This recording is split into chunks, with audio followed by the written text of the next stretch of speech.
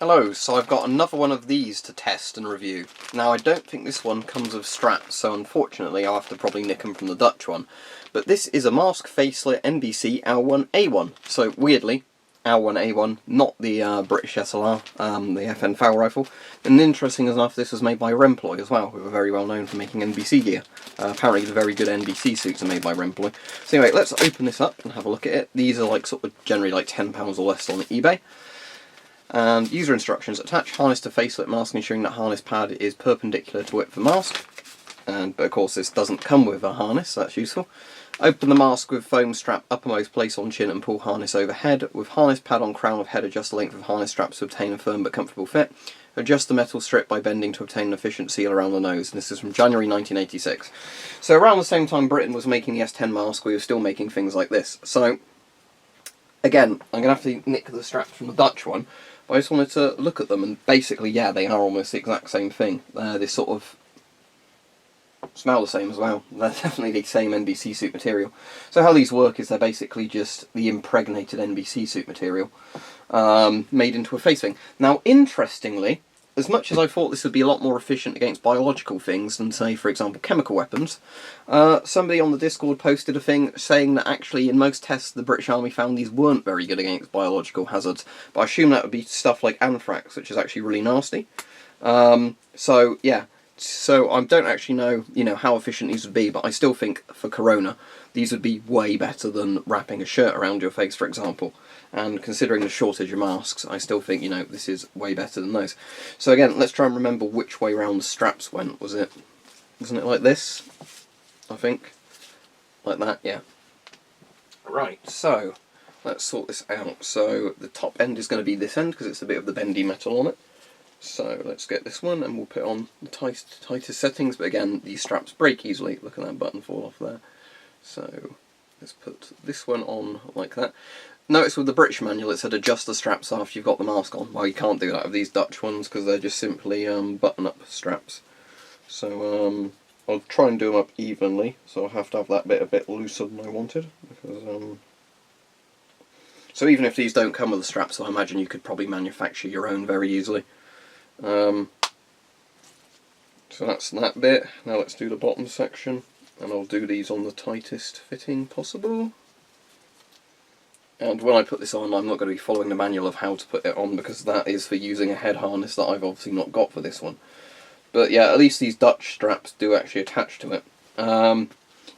So I'll take my glasses off for a second and we'll put them back on once we've got that one. So what you do is put your chin in first apparently and do this, but then get the straps like that, I think it was. But again, it's not going to do tight enough on my head, it seems, but that's sort of the logic of how it would be done. I can't remember again if that was meant to be vertical or horizontal, but again, it doesn't really matter. As long as you could get a tight enough fit, it wouldn't matter. But again, like I said, these straps are a bit naff. So that's basically the strap system, but obviously those are not tight enough. They need to be way tighter looking at that. And then you'd bend that metal bit like that. So yeah, it's just like the Dutch one, really. Don't know if it's really any better or worse. I mean, the annoying thing, obviously, it didn't come with the straps like the Dutch one did. But yeah, you can wear it with glasses fine. They'll fog up a little bit, obviously. But yeah, as I said, these weren't really rated, supposedly, for biological use. Apparently they were okay for chemicals, and that was it, where you'd think it'd be the opposite way around, really. That lots of nasty chemicals get through this or into your face quite easily. But, they would at least stop you from inhaling anthrax spores, but whatever, the point is I would still stand by what I said, that if somebody said to me, you could have one of these still sealed in its packet from the 80s, or wrap your shirt around your face, I think this would offer better protection to you and other people when it comes to Corona, at least. So, yeah. Before I end the video, let's just try the straps the other way around, see if it's any better. I doubt it will be.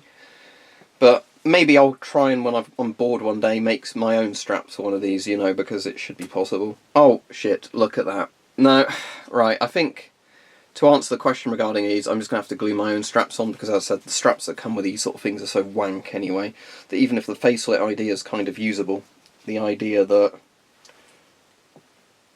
I can't even get this one off now. There you go, that has actually come off. Yeah, so I can't demonstrate again, obviously, because the strap's broken it, but the point is, I think these masks themselves would be good enough, but the strap systems for them are just shit. So if you fancy a DIY project, I guess, and you want to glue your own straps on, also though, I've just noticed the old foam bit there is crumbling. So I think this one isn't actually as good as the Dutch one, actually, in all honesty, because yeah, that's crumbling everywhere. So yeah, the Dutch one is better, I will say, than the British one. It seems to be made to a bit of a better quality standard, as the Dutch people are saying they called these the duck masks. But what I'd say of these is, you know, if they've been stored properly, they might be alright, but obviously that one wasn't great.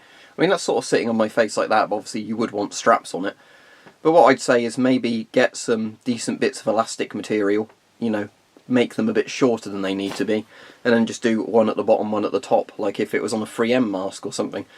And I think that would actually work better, in all honesty, than the weird little straps they came with. But yeah, so regarding these facelet masks, obviously, as I said, the inside of that one doesn't look too good. So as much as I think Remploy is a good company, I think these were probably made on such a low budget, you know, with the design of them. But there you go, so the Dutch one is better, the British one might be alright, but also might be falling apart, but the Dutch one does seem to have been made from better materials. But I will go back to the thing I said before, you know, because my shirt now is covered with bits of a falling apart old NBC Facelet. That, you know, the straps that come with these are shit, so you will need to design your own straps, but I still think these, if, you know, put on properly, would be better than nothing when it comes to coronavirus, especially because they're cheap. But yeah, don't pay a lot of money for an NBC Facelet, because obviously they are nowhere near as good as a proper respirator.